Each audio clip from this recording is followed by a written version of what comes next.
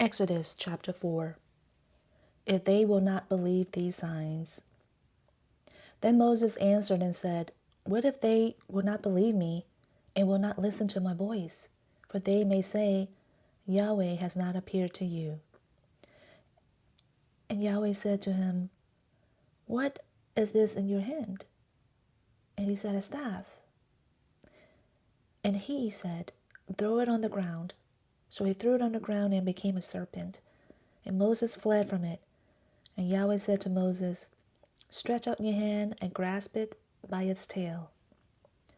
So he stretched out his hand and took hold of it, and it became a staff in his hand, that they may believe that Yahweh, the God of their fathers, the God of Abraham, the God of Isaac, and the God of Jacob, has appeared to you. And Yahweh furthermore said to him, Now put your hand into your bosom. So he put his hand into his bosom. Then he took it out, and behold, his hand was leprous like snow. Then he said, Return your hand into your bosom. So he returned his hand into his bosom, and when he took it out of his bosom, behold, it returned to being like the rest of his flesh.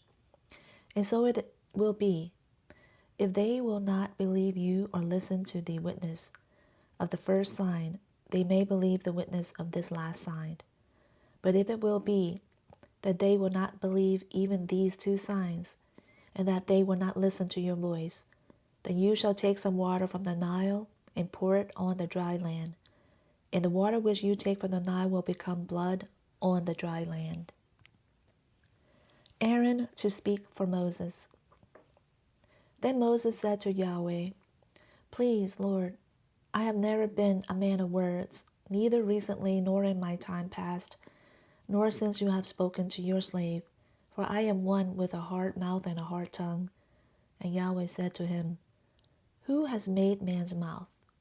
Or who makes him mute or deaf, or seeing or blind? Is it not I, Yahweh? So now go, and I, even I, will be with your mouth, and will instruct you what you shall speak. But he said, Please, Lord, send now the message by whomever you will. Then the anger of Yahweh burned against Moses, and he said, Is there not your brother Aaron the Levite? I know that he can certainly speak. And moreover, behold, he is coming out to meet you, and he will see you and be glad in his heart. And you are to speak to him and put the words in his mouth. And I, even I, will be with your mouth and with his mouth, and I will instruct you in what you shall do. Moreover, he shall speak for you to the people, and he will become as a mouth for you, and you will become as God to him. And you shall take in your hand this staff, with which you shall do the signs. Moses returns to Egypt. Then Moses went and returned to Jethro his father-in-law and said to him, Please let me go, that I may return to my brothers who are in Egypt, and see if they are still alive.